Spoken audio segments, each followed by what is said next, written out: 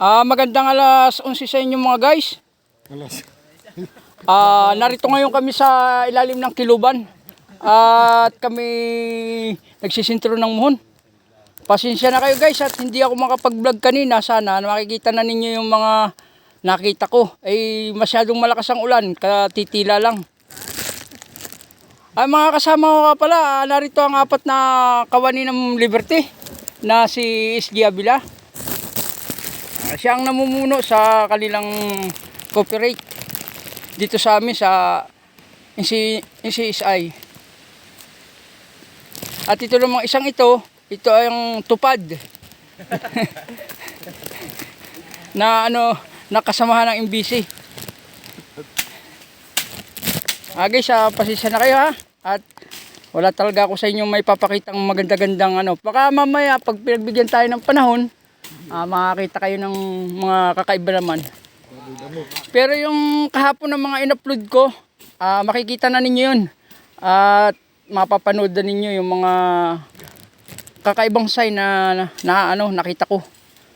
At yun ay marami guys. Sa lahat pala ng mga hindi pa nakasubscribe sa akin, mag-subscribe na kayo at pakipasa na rin, malaking tulong yun sa akin.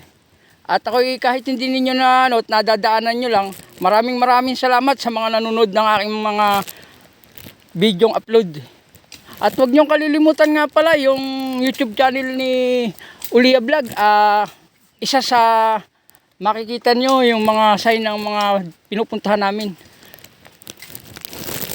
At saka rin po pala yung aming isang ng Liberty ay ang nakapangalan po sa kanya ay Avila Vlog naman.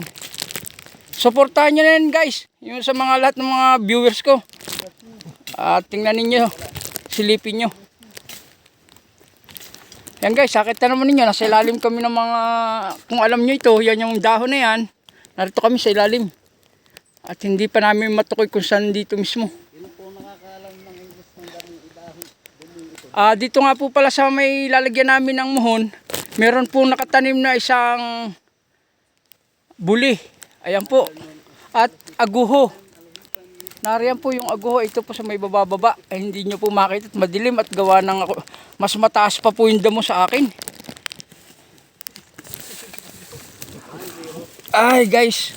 At hanggang dito na lang guys. At puputulin ko muna at medyo dumidilim ang panahon. Tingnan naman ninyo ang camera ko ang labo oh.